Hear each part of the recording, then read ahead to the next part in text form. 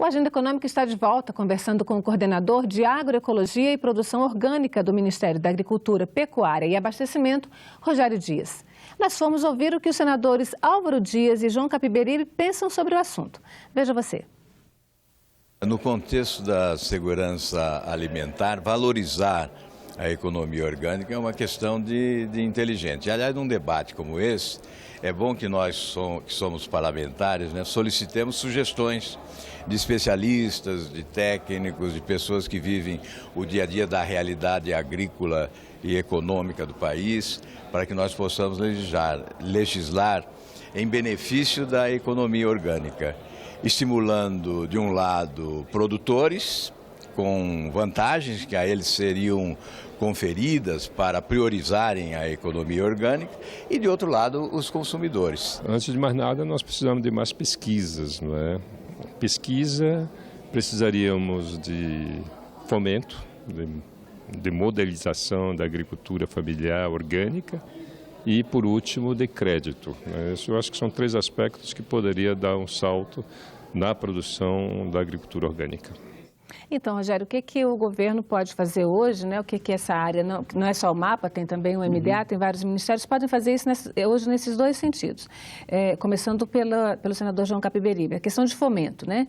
Em 2013, o governo lançou o Plano Nacional de Agricultura Orgânica, tinha lá uma previsão de quase 9 bilhões de reais de investimento em vários setores. Isso foi feito? Isso continua porque terminou o ano passado. Como é que fica? Então, como eu falei, a questão da agricultura orgânica, a gente começou de uma forma bastante ainda, vamos dizer assim, pequena em 2004, porque era um programa do Ministério da Agricultura, começando e ainda não existia vamos dizer assim, esse conhecimento todo de que o orgânico, muita gente via o orgânico como uma questão de nicho de mercado muito pequeno, muito restrito, e esse crescimento fez a gente chegasse à política nacional. Hoje nós são 9 ministérios que participam em várias ações dentro da política nacional, né, com esse plano nacional que você citou, que acabou, o primeiro plano acabou agora em dezembro, mas na realidade a gente fala assim, acabou o plano, mas é preciso ficar claro que o plano, ele só é uma forma de organizar a gestão das atividades. As atividades continuam acontecendo.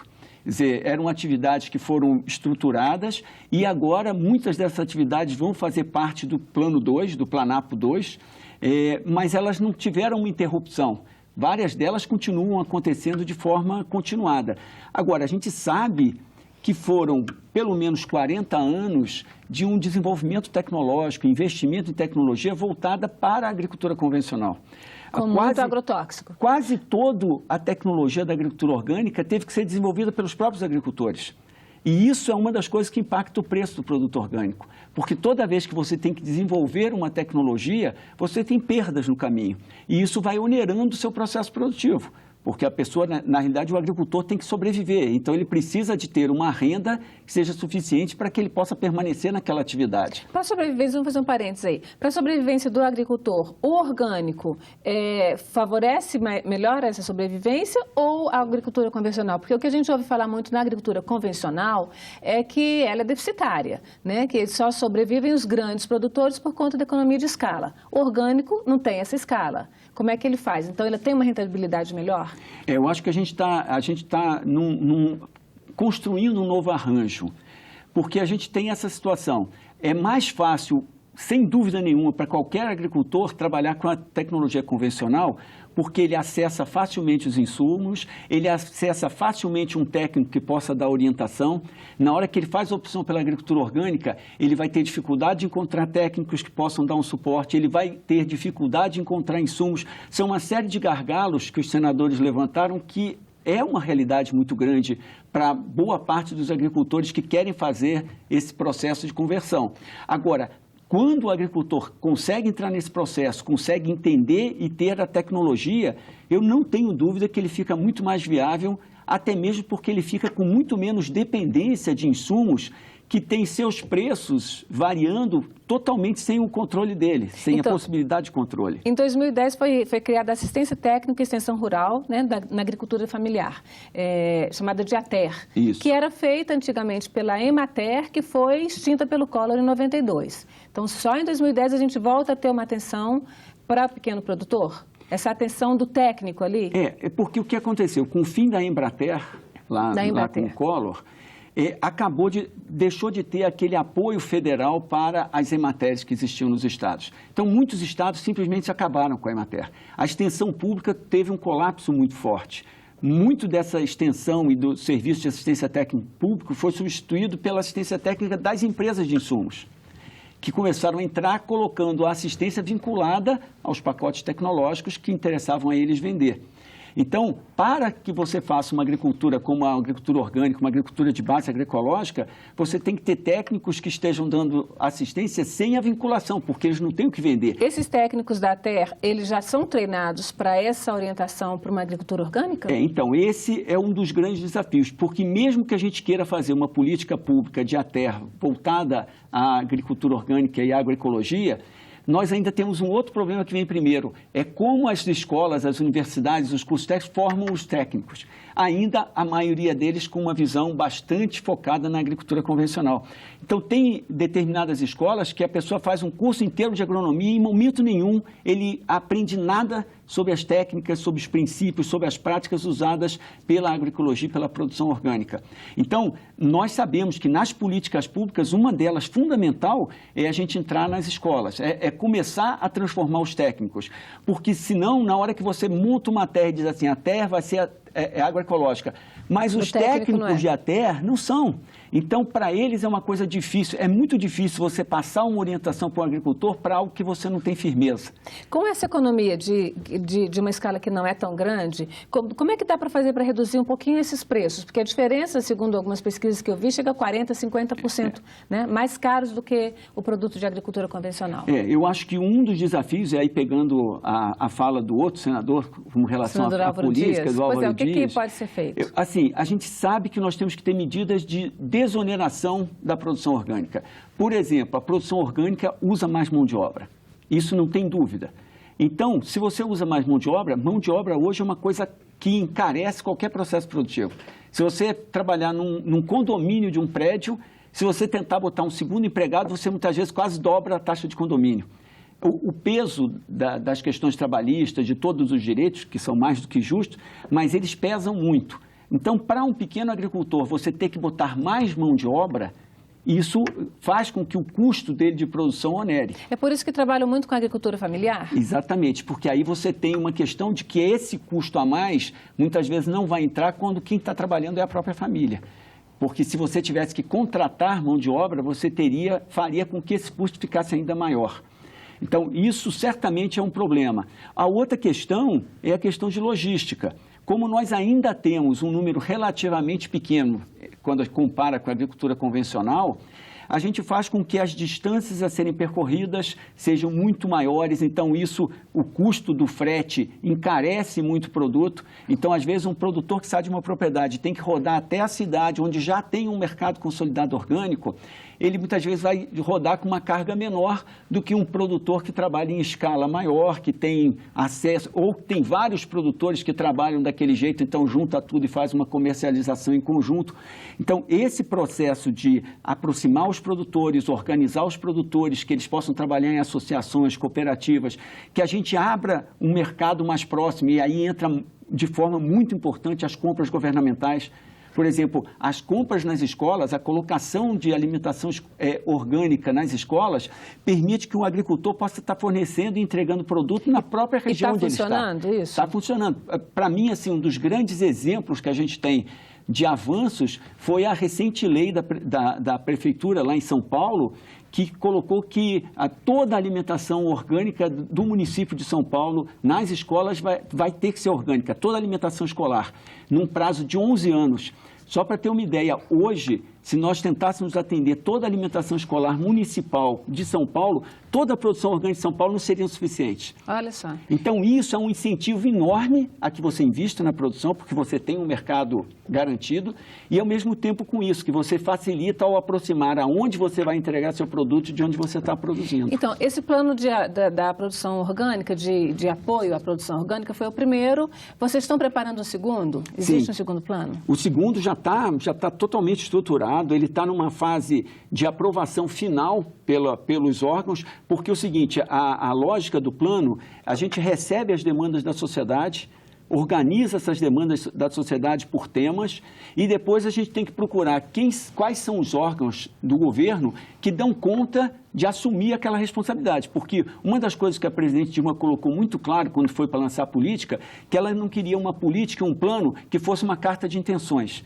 Tanto é que o plano de agroecologia, ele vem vinculado a ele quem é o responsável, qual é o indicador, qual é o dinheiro que tem e qual é a fonte orçamentária desse dinheiro. E ele tem um vínculo também com os governos estaduais e municípios e prefeituras? Não, porque como ele foi um plano que foi criado por decreto, ele não pode criar obrigações para os estados e para os municípios. O que ele propõe é que ele seja um articulador e um estimulador de planos e políticas estaduais e municipais. Aí já está acontecendo. Por exemplo, recentemente o Rio Grande do Sul já lançou a Política Estadual de Agroecologia e Produção Orgânica, Minas Gerais está fazendo a dela, a Bahia está fazendo a dela. Então, já vários estados estão construindo suas políticas estaduais para se articularem com a política nacional. Essa articulação do mercado, né, da produção orgânica como um mercado da economia brasileira, já está consolidada ou uma reversão nessa política, por exemplo, na política nacional? Uma mudança de governo, por exemplo, no executivo pode fazer com que isso mingue, com que isso seja descartado? Não, eu acho que isso não tem mais volta, porque eu acho que é uma consciência que a sociedade tomou com relação à importância de cuidar da alimentação, da preocupação com a alimentação. O que a gente pode ter é uns atrasos, retrocessos, porque, como eu falei, as grandes transformações para que a agricultura orgânica possa chegar, como alguns países que já estão se propondo a ser 100% orgânico, como é o caso da Dinamarca e tudo,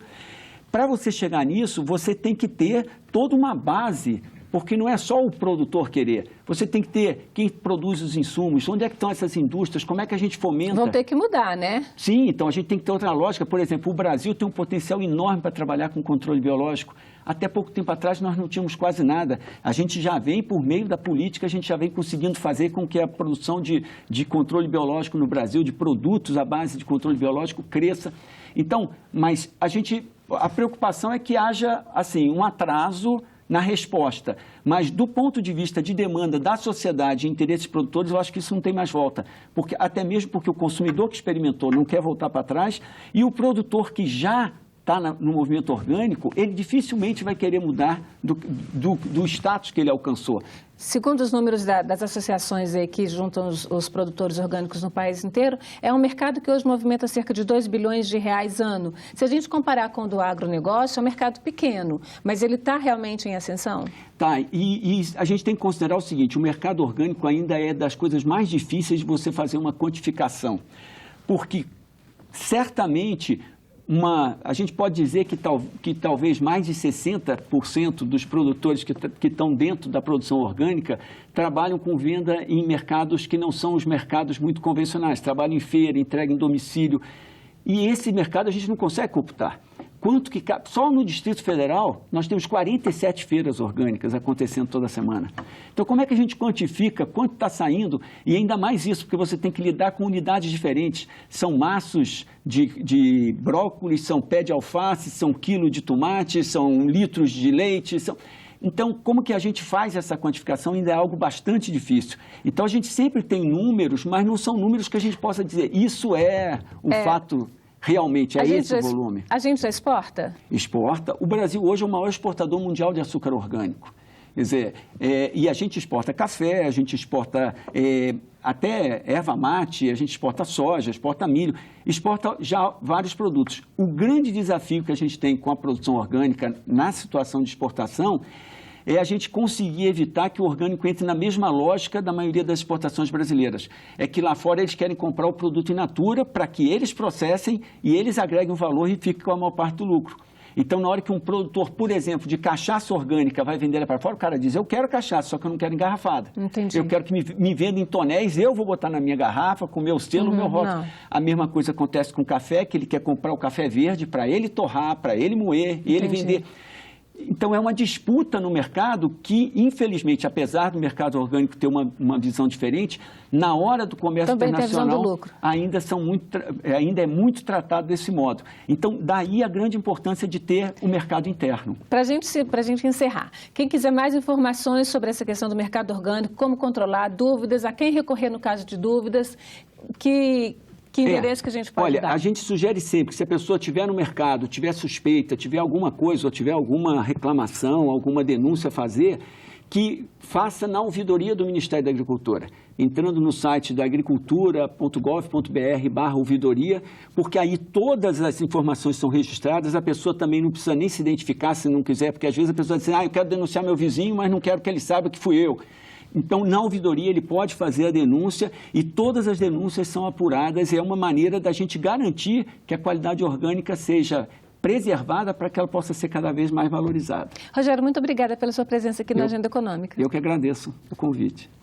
E obrigada também a você, telespectador, que nos acompanhou até aqui. Se quiser enviar sugestões e comentários, ligue 0800 61 2211. A ligação é gratuita. Para rever este programa ou indicar para alguém, acesse nossa página na internet, senado.leg.br/tv. Até a próxima Agenda Econômica.